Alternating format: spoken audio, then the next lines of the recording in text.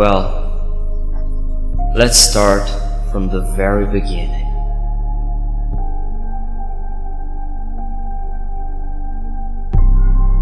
"100 years ago, when the Great Arrival happened, my grandfather was only 16 years old, as I am now.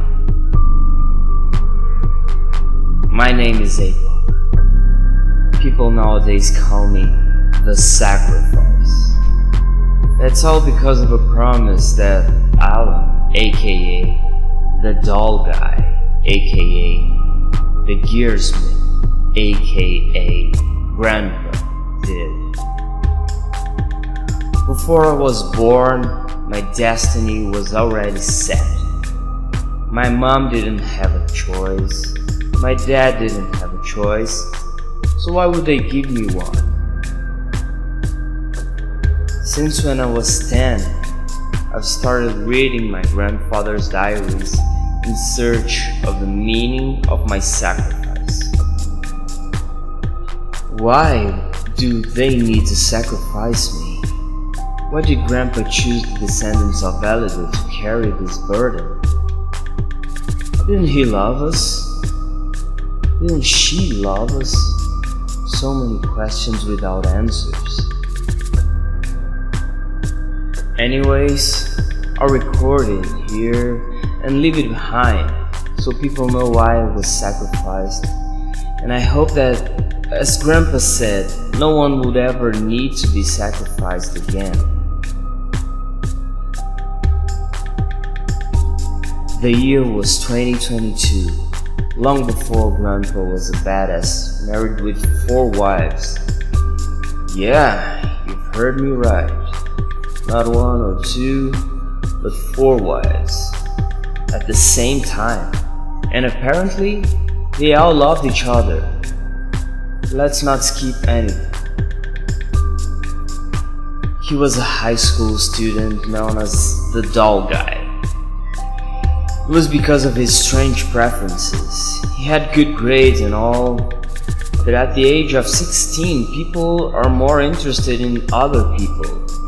Grandpa was totally interested in action figures, not buying and collecting them, but building them himself with surgical precision and absurd details. Some of them were robots like Japanese mecha, which he called gears. He even installed screens inside the cockpit and cell phone cameras that allowed someone to see the outside once the cockpit was closed. Crazy, right? There was only one problem with that. They were action figures. The biggest of them was 30 to 14 centimeters. And that's why even the girls bullied him and called him the Doll Guy. The strangest part of the story was that until he was 13 years old, he was a completely normal kid. There was this thing that he found when he was drowning in the sea that changed everything.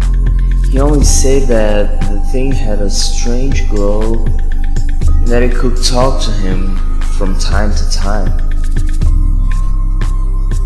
He was about to give in, but then his hand reached for the object, and when he touched it, he started swimming back to the surface. He didn't learn how to swim out of the sudden. He just knew it. Accordingly to him, it gave him all the instructions to start building the action figures. But after a while, he had thrown the thing away. It was driving him mad, and he just gave it back to the ocean, I guess. But before he did that, he'd learn everything he could from it. At least everything that wouldn't drive a human being insane. In his words, the thing was a dark cube. There were 3 small holes on it. On the first night, as he closed his eyes to sleep, A sweet female voice talked to me. "Hi, Alan. Can you listen to my voice?" the voice asked. He abruptly jumped out of bed, searching for the origin of the voice in the dark. There was no one except for the cube. It had a dark purple light glowing around it. And then the voice said, "When you're ready, close your eyes again, but please don't scream." He counted 10, hold his breath, and then closed his eyes. And there she was. The owner of the voice was nothing like he had seen before. She was completely naked, had pink skin, a bald head, and her body was covered in tattoos. Some were purple, some glowed like fire, and she had horns coming out of her forehead. In between these horns, there was a sphere of light also glowing like fire. And inside of it, there were strange letters and symbols. He didn't scream. He was terrified. The devil lady didn't feel like a thought. If he opened his eyes, she wasn't there. But when he closed them, he could see her as if she was right in front of him. "Don't be afraid. I cannot touch you or harm you. I'm simply a consciousness trapped inside this cube. I cannot leave it or move anything to harm or help anyone," she said. Alan was confused, but as she speaks, he could find some calmness to think of the words. "You're just like a genie in a bottle," Alan thought. "Exactly, except that I cannot grant you wishes," she answered. "You're a useless genie then." "Ouch! I am limited, but I can help you if you help me," she answered with a somewhat malicious voice. "Okay," he answered as the curious boy he was. She told him that she could teach him almost anything during his sleep. Instead of dreams, she could upload knowledge about things related to school, so he would never have to study again. Alan thought it was awesome. The price he had to pay was to use the free time he had to build these awesome toys for the demon lady. "Oh, I'm Alan, by the way. Do you have a name?" he asked. "You can call me Lee," she answered. And then they started a partnership that lasted for more than 30 years, I guess. She told him about other worlds and dimensions, an epic battle between angels, demons, and gods, and how he would help to save the world by building these quote-unquote toys. She said that she was one of the epic devils from a place called China, a world destroyed a long time ago,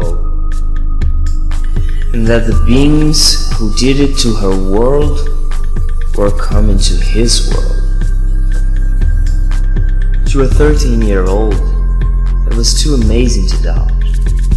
He felt like a hero and wanted to tell his friends about how he was some kind of super genius who could learn anything. But his friends didn't care much about it. They were starting to get interested in girls instead of video games and watching anime. Grandpa said that at that age, he was also interested in girls. Actually, the love of his life, in his words, was called Alida, a beautiful girl from another class.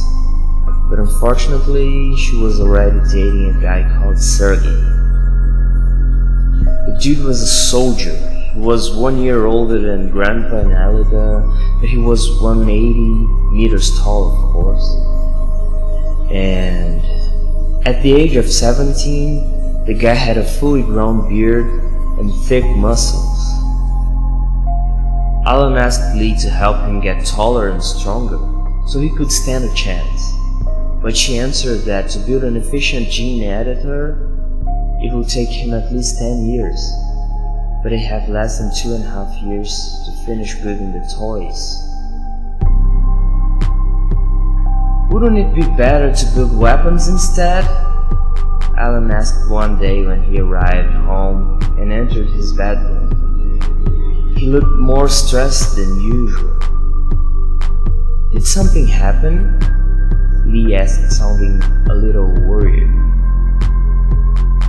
Then he told her that he took one of the toys to school so he could work on it in between classes. But one of his ex-friends called Phil bumped into him when he was running to a hidden spot and he dropped the toy. He dropped it and everybody saw it. Dude, you're 15 and still play with toys? Phil asked loudly. Everybody who was passing by laughed. He ran away, almost forgot the toy, and he came back to take it. So Phil screamed, "Yeah, don't forget your doll!"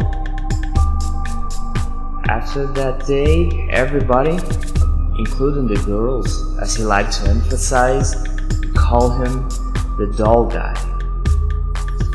Lee asked him to close his eyes and let her guide him to a better place. She asked him if he wanted to suppress or get rid of the bad feelings. "Just make them disappear," he answered. Then he started seeing images of people cheering. They were chanting something. He couldn't understand it at first, but as he relaxed, he could see the image of a tall, dark man. His face was hidden by shadows.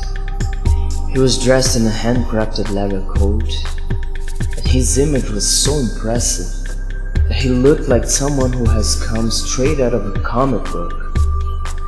Now Alan could understand what the people in the vision were chanting.